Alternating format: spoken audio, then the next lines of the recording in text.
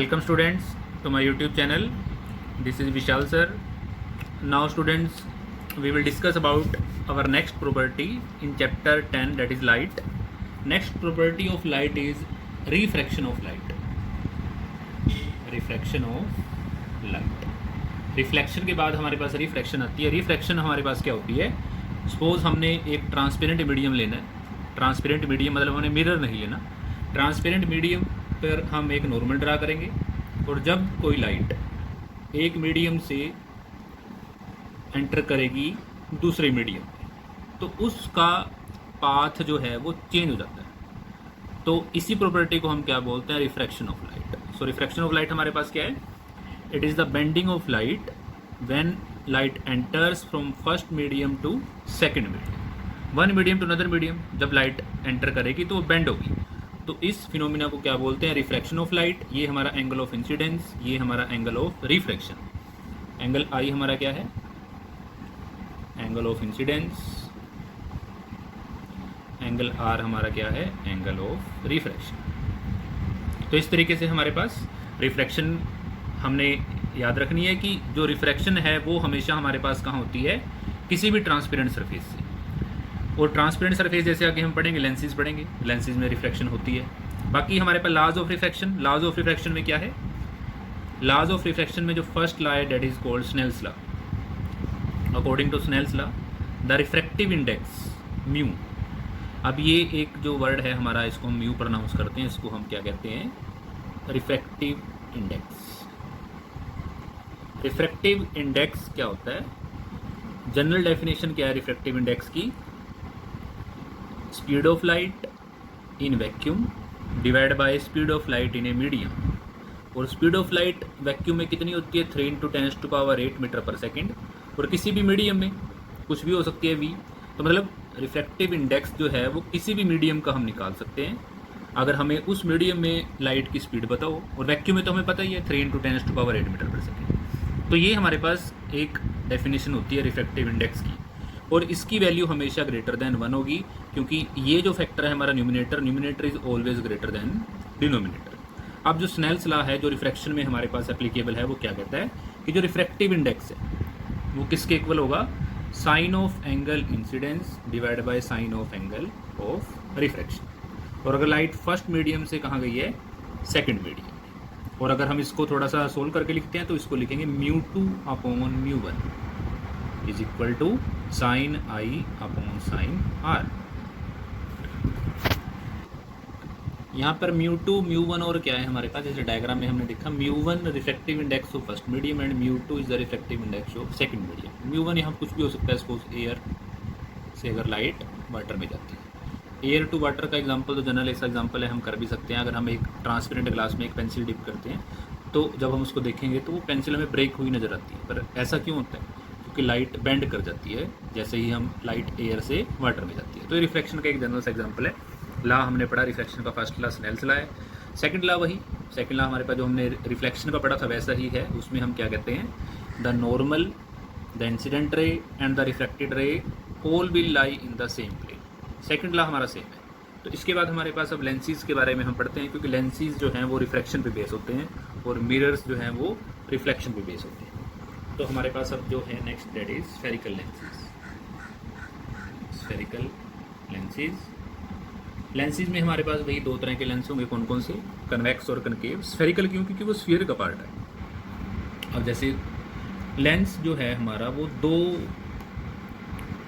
Surfaces से मिलके बना होता है. एक हमारे पास ये ट्रांसपेरेंट सरफेस और एक हमारे पास ये ट्रांसपेरेंट सरफेस. ये मैंने कौन सा लेंस बनाया है? Convex lens.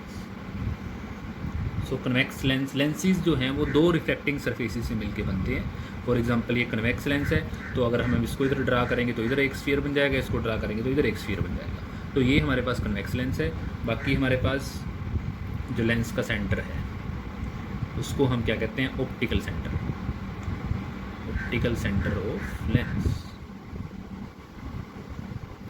और जो एक्सिस है जो पास करती है सेंटर से उसको क्या कहेंगे? Principal axis.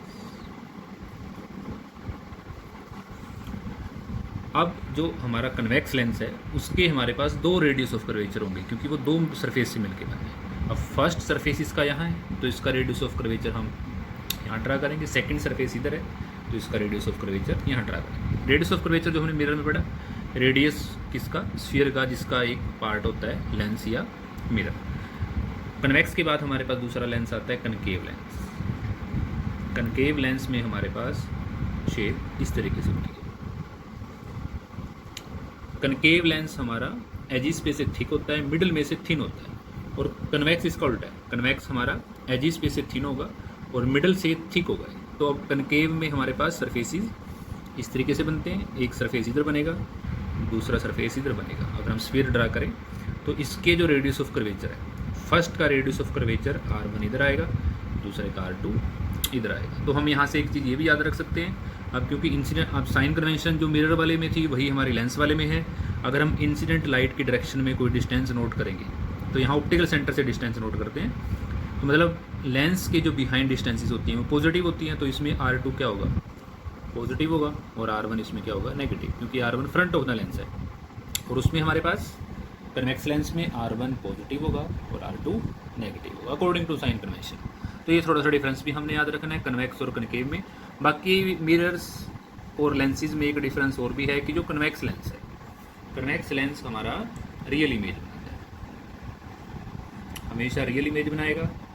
एक जनरल केस करके देख लेते हैं। अगर लाइट हमारी कहाँ से फॉल करती है, इन्फिनिटी से, अगर इन्फिनिटी से आएगी तो ये कहाँ इसको फोकस करेगा, अपने फोकस पर, तो ये इसकी क्या हो जाएगी, फोकल लेंथ हो जाएगी। और फोकल लेंथ कहाँ है, बिहाइंड द लेंस, तो according to sign convention convex lens की फोकल लेंथ क्या होती है, पॉजिटिव। कन्वेक्स लेंस हमारा रियल इमेज बनाएगा और फोकल लेंथ कन्वेक्स लेंस की क्या है, पॉजिटिव है। कनकेव की हमारे पास कैसे होगी, तो कन्वेक्स हमारे पास कन्वर्जिंग लेंस, ये भी याद रखना, कन्वर्ज करता है। कनकेव हमारे पास कैसे करेगा, जब लाइट फॉल करेगी तो ये इसको डाइवर्ज कर देगा ऐसे। अब डाइवर्ज कर दी तो रेस कहीं मिली नहीं, तो इसकी इमेज कैसी बनेगी, वर्चुअल बनेगी। हमें लगेगा कि ये रेस यहाँ पर मीट हो गई, तो इसका focus in front of lens और इंसिडेंट लाइट के अपोजिट हम डिस्टेंस मेजर करेंगे, तो इसकी फोकल लेंथ क्या आएगी, नेगेटिव, और ये इमेज कौन सी बनाएगा, वर्चुअल इमेजेस। बाकी इसके केसेस और भी बनते हैं हमारे पास। कनकेव के तो सिर्फ हमारे पास इन्फिनिटी वाला केस बनता है, जो और एक इसमें हमारे पास जो इरेक्ट इमेज बनाता है ये, क्योंकि जो इन्वर्टेड इमेज, जो वर्चुअल इमेजेस होती हैं वो हमेशा इरेक्ट होती हैं, ये भी याद रखना है। और जो रियल इमेजेस होती हैं वो हमेशा इन्वर्टेड होती हैं। कनकेव हमारे पास कौन सा लेंस है, डाइवर्जिंग लेंस। अब इससे रिलेटेड हमारे पास डाइवर्जिंग लेंस है, ये हमारा कन्वर्जिंग लेंस है। अब बात कर लेते हैं लेंस फॉर्मूले की। जैसे मिरर फॉर्मूला हमने पढ़ा था, ऐसे ही हमारे पास क्या होता है, लेंस फॉर्मूला। डिफरेंस वही आएगा, 1/f is equal to 1/v minus 1/, सिर्फ साइन का फर्क है। वहाँ पे मिरर में प्लस था और यहाँ पे साइन कौन सा आ जाता है, negative. f focal length, v is the distance of image, u is the distance of object, and magnification के लिए formula plus v of v, वहाँ पे नेगेटिव आया था। और in terms of size, size of image divide by size of object, मतलब अगर image की साइज हमने h2 मानना है वो h1। बाकी साइन कन्वेंशन वही है, अगर हमारे पास इमेज प्रिंसिपल एक्सिस से अपवर्ड बनती है, अगर इमेज अपवर्ड है तो उसकी हाइट पॉजिटिव, अगर डाउनवर्ड है तो उसकी height negative. Sign convention same वही है, सिर्फ ये दो फॉर्मूले हमारे पास डिफरेंस हो जाते हैं। अब इन फॉर्मूले से रिलेटेड हम एक क्वेश्चन ट्राई कर लेते हैं, क्योंकि न्यूमेरिकल्स इस चैप्टर के इंपॉर्टेंट है, और उसमें हम लेंस से रिलेटेड एक न्यूमेरिकल ट्राई कर लेते हैं। उसके लिए एक एग्जांपल स्टूडेंट हम ले लेते हैं, लेंसेज के बेस का न्यूमेरिकल है। उसमें स्टेटमेंट क्या है, a student has to project a 3 times magnified image of a candle flame on a wall, name the type of the lens required for the purpose। मतलब एक स्टूडेंट को क्या करना है, एक 3 times मैग्नीफाइड इमेज बनानी है, किसकी, कैंडल फ्लेम की, एक वाल के ऊपर बना दी है। तो सबसे पहला क्वेश्चन पूछा है कि लेंस कौन सा चाहिए। अब देखिए पढ़िए इसको, क्या 3 times मैग्नीफाइड बनानी है, किसकी बनानी है, कैंडल फ्लेम की, और एक वाल स्क्रीन का काम करेगी। तो जो इमेजेस स्क्रीन पे हम ले सकते हैं वो इमेजेस कौन सी होती हैं, रियल इमेजेस। तो फिर रियल इमेजेस कौन सा लेंस बना सकता है, कन्वेक्स लेंस। तो पहले क्वेश्चन का आंसर हमें मिल गया कि लेंस हमें कौन सा चाहिए, कन्वेक्स लेंस चाहिए। और इसमें हमारे पास क्या गिवन है, the candle flame is at a distance of 6 metre. अगर कैंडल फ्लेम कितनी डिस्टेंस पे रखी है, 6 मीटर, मतलब यू हमें दे रखा है 6 मीटर, और यू हमेशा नेगेटिव होता है क्योंकि वो हमेशा हम लेंस के इन फ्रंट ही रखेंगे। Then find the focal length, तो हमने कन्वेक्स लेंस की फोकल लेंथ निकाल ली है। अब एक तो हमारे पास यू गिवन है, एक हमारे पास 3 टाइम्स मैग्नीफाइड। 3 टाइम्स मैग्नीफाइड मतलब ये क्या दे रखा है हमें, मैग्नीफिकेशन दी हुई है 3 टाइम्स मैग्नीफाइड है, तो मतलब एम क्या होगा हमारा -3। अब मैंने नेगेटिव क्यों लिया, क्योंकि रियल इमेज है, रियल इमेज की मैग्नीफिकेशन हमेशा क्या आती है, नेगेटिव। तो हमारे पास ये 2 चीज़ें गिवन है, हमने फोकल लेंथ निकाली है। अब फोकल लेंथ कैसे निकालेंगे, सबसे पहले वी हमें नहीं पता, तो वी निकालने के लिए फॉर्मूला क्या लगाएंगे, V/U। तो हमारे पास क्या आएगा, एम हमारे पास गिवन है -3 V/U। U की वैल्यू हमारे पास कितनी है, -6, तो V यहाँ से क्या आ जाएगा 18 सेंटीमीटर। सॉरी मीटर में है तो मीटर में लिख लेते हैं, क्योंकि हमारे पास U 6 मीटर दे रखा है। अब V भी आ गया हमारे पास और U भी आ गया, तो यहाँ से क्या निकाल सकते हैं, F निकाल सकते हैं। लेंस फॉर्मूला लगाएंगे, 1/f = 1/v - 1/u। V हमारे पास कितना है 18, और हमारे पास U कितना है -6, तो कितना आ जाएगा 1/8 + 1/6। एलसीएम ले लेते हैं इसका, 18 1 + 3 दैट इज़ 4/18, और फोकल लेंथ क्या आ जाएगी 18/4, और इसको हम डेसिमल में लिख सकते हैं, हमारे पास क्या आएगा 4.5 मीटर। तो ये हमारे पास कन्वेक्स लेंस की फोकल लेंथ आ जाती है यहाँ से। तो इस तरीके से हम और भी न्यूमेरिकल कर सकते हैं।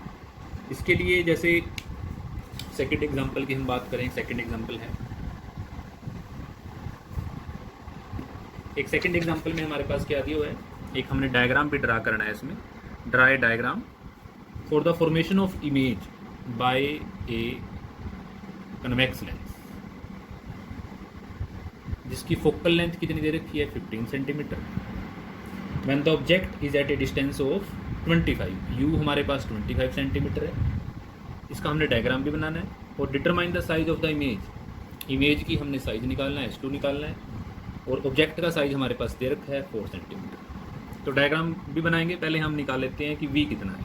तो F और U है तो V निकल जाएगा इजीली। फॉर्मूला क्या लगाएंगे, 1/f = 1/v - 1/u।